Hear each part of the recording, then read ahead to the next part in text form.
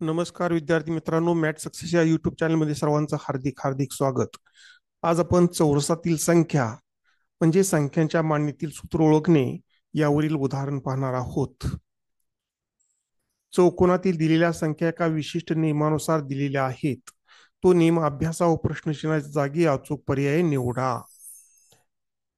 6, 56, 20, 72, 30, 2, 90, 12 प्रश्नचिन्ह. ऑप्शन्स आहेत 42, 47, 56, 63. त्या दिलेल्या संख्या ज्या आहेत त्या आपण चढत्या क्रमाने मांडून घेऊ. संख्यांचा चढता क्रम मांडू.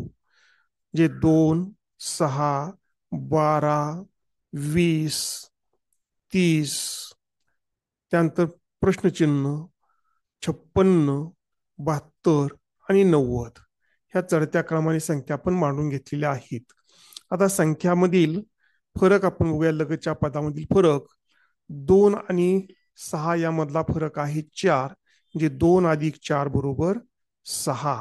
6 आणि 12 मधला फरक आहे 6. 6 अधिक 6 बरोबर 12. त्यानंतर 12 आणि 20 मधला 8 फरक आहे. 12 अधिक 8 बरोबर 20, म्हणजे फरक 2 ने वाढत जातो. 4, 6, 8. त्यानंतर 10 फरक येईल. 20 अधिक 10 बरोबर 30. 10च्या पुढे 2चा फरक 12 येईल, म्हणजे 30 अधिक 12 बरोबर 42 संख्या येते. 42 अधिक 14 बरोबर 56. 56 अधिक 16 बरोबर 72 आणि 72 अधिक 18 बरोबर 90. म्हणजे लगतच्या पदामधील फरक 2 ने क्रमशः वाढत जातो.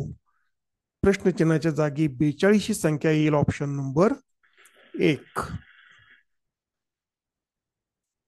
पुढील उदाहरण तुमच्यासाठी.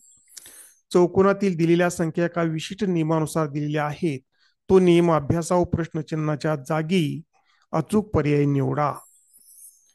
36, 3, 27, 80, 4, 64 प्रश्नचिन्ह 5, 125. ऑप्शन्स आहेत 25, 104, 116 आणि 150. हे उदाहरण सोडवा आणि उत्तर कमेंट बॉक्समध्ये पाठवा. धन्यवाद.